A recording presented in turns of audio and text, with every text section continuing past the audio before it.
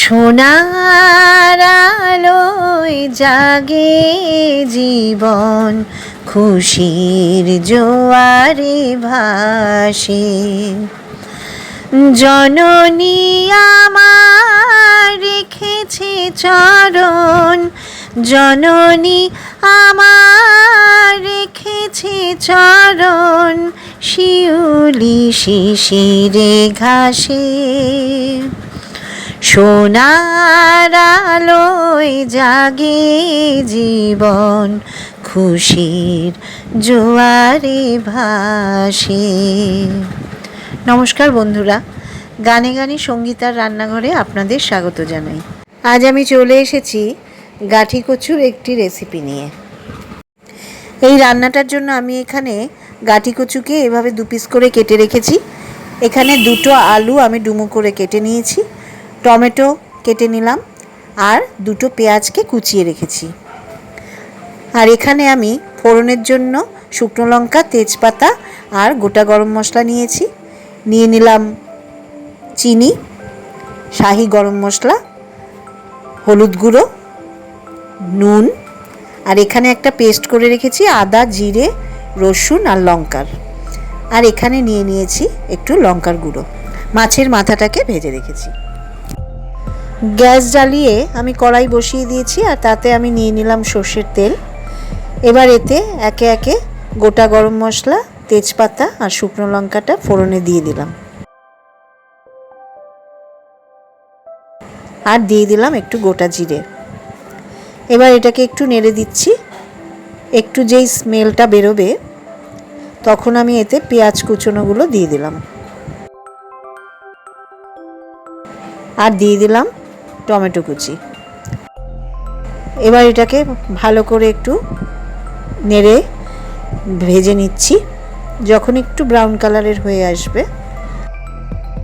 তখন আমি এতে একটু নুন দিয়ে দিলাম। নুনটা দিলে একটু পেঁয়াজগুলো নরম হবে। আবার একটু নেড়ে দিচ্ছি।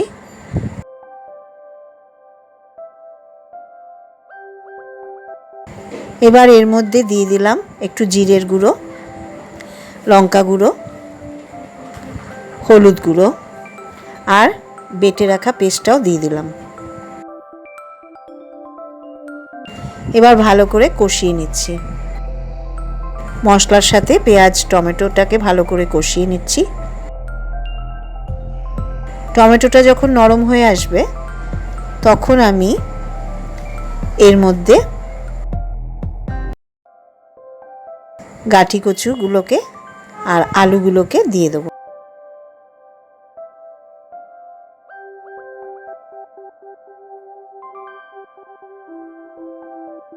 কেটে রাখা আলু আর গাঠি কচুগুলোকে দিয়ে এবার আমি আবার ভালো করে সমস্ত ব্যাপারটাকে একটু কষিয়ে নেব। ভালো করে কষালে তরকারির টেস্ট ভালো হয়, এটা আমি আগেও বলেছি এবং আপনারাও হয়তো জানেন সবাই। এবার ভালো করে কষিয়ে নিলাম। এবার একটু একটা ঢাকনা দিয়ে ঢাকা দিয়ে দিলাম। 5 মিনিট পর ঢাকনাটাকে তুলে নিয়ে ভালো করে নেড়ে দেখব যে কষানো হয়েছে কিনা এবং আলু আর গাঠি কচুটাও একটু সেদ্ধ হয়েছে কিনা। এবার আমি একটু মশলা ধোয়া জল দিয়ে দিলাম। জল দিয়ে দিয়ে কষালে আরও ভালো করে কষে। ভালো করে কষিয়ে নিয়ে এবার আমি মাছের মাথাটাকে, মানে ভেজে রাখা মাছের মাথাটাকে দিয়ে দিলাম।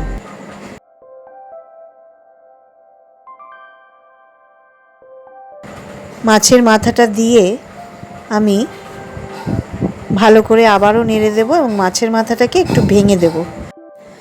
মাছের মাথাটাকে ভেঙে দিয়ে এবার ভালো করে আবার নেড়ে দেব।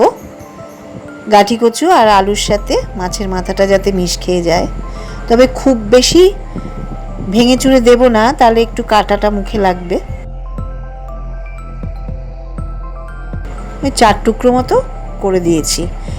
এবার ভালো করে নেড়ে আর একটু স্বাদ মতো নুন দিয়ে দিলাম, আর দিলাম একটু চিনি, অল্প চিনি ব্যালেন্স করার মতো।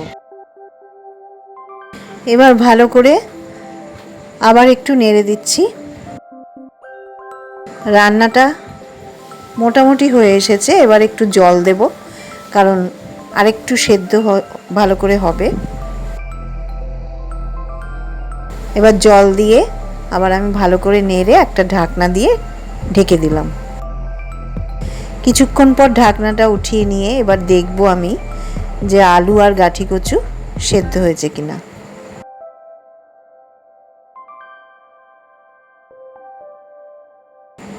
একেবারে সেদ্ধ হয়ে গেছে আলু আর গাঠি কচু। এইবার এটার মধ্যে আমি দিয়ে দিলাম শাহি গরম মশলা আর একটু ঘি। এবার ভালো করে আর একটু নেড়ে দিয়ে রান্নাটা আমি শেষ করব। রান্নাটা আমি সার্ভ করে দিলাম। এভাবে করে দেখুন, কেমন লাগে আমাকে লাইক কমেন্ট করবেন, কমেন্ট সেকশানে আমাকে জানাবেন। ভাত রুটি সবের সাথেই এটা ভালো লাগবে। আর আমার চ্যানেলটা সাবস্ক্রাইব করবেন প্লিজ। সামনের সপ্তাহে আবার চলে আসব আমি একটা নতুন রেসিপি নিয়ে।